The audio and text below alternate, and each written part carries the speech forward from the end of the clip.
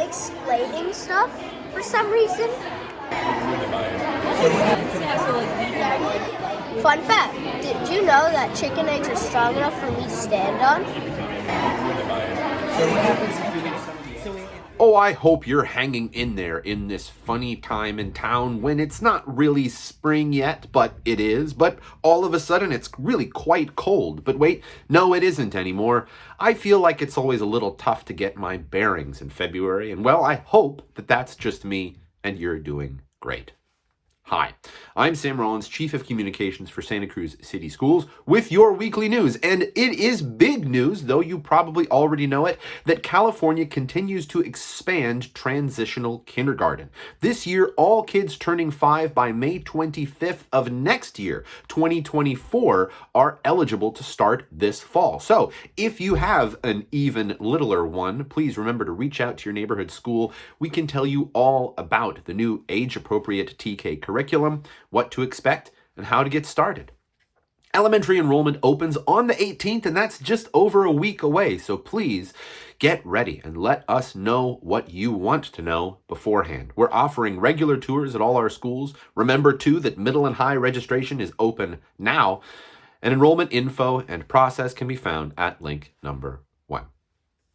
And at all our schools, we're celebrating Black History Month. And it's this time every year that we like to express our gratitude for one of the founding fathers of Santa Cruz City Schools, London Nelson.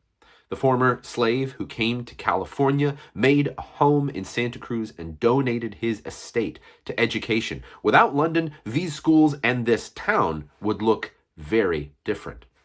Maybe your student even wants to write about London Nelson for our Black History Month essay and art contest to win gift certificate prizes and get special recognition from our board of trustees. If so, send me an email and I can help point you toward resources.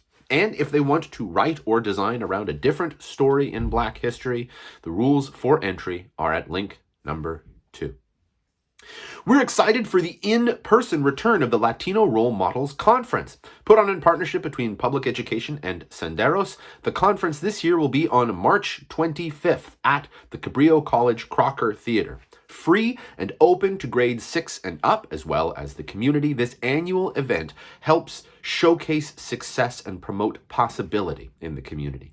The keynote speaker this year is community leader and activist Olga Talamente. Register at link number 3.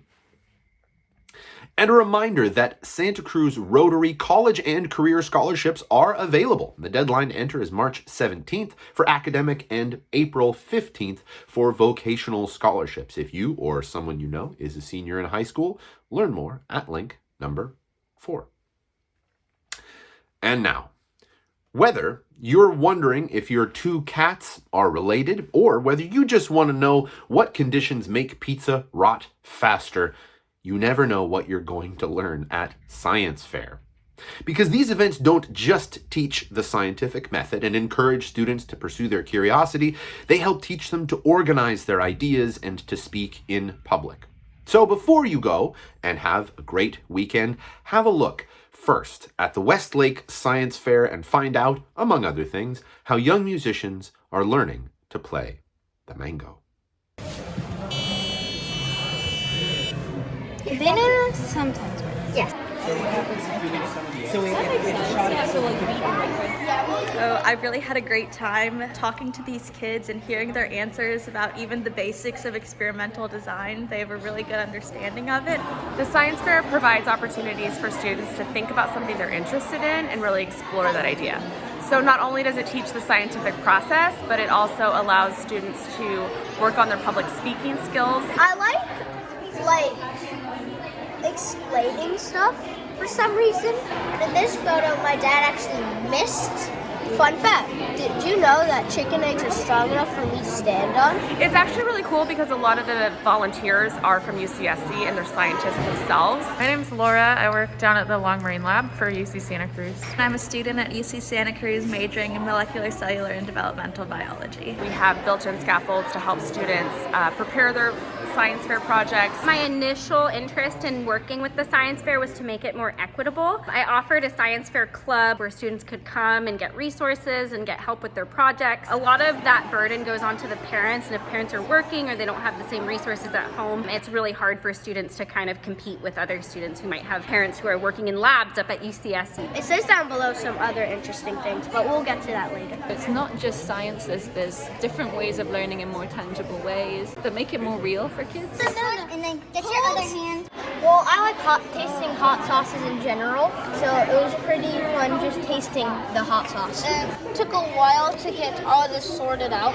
We love to show people what we researched on and what we made. It's a very rewarding day for the student and for the scientists and the judges that come by today. It's really important to encourage these kids to think creatively, think outside the box, and think of ways that they can use this scientific background to help society. And I think starting it young is really important. In this project, I want to see how strong an egg is. I went to test this because I thought it would be easier than other projects.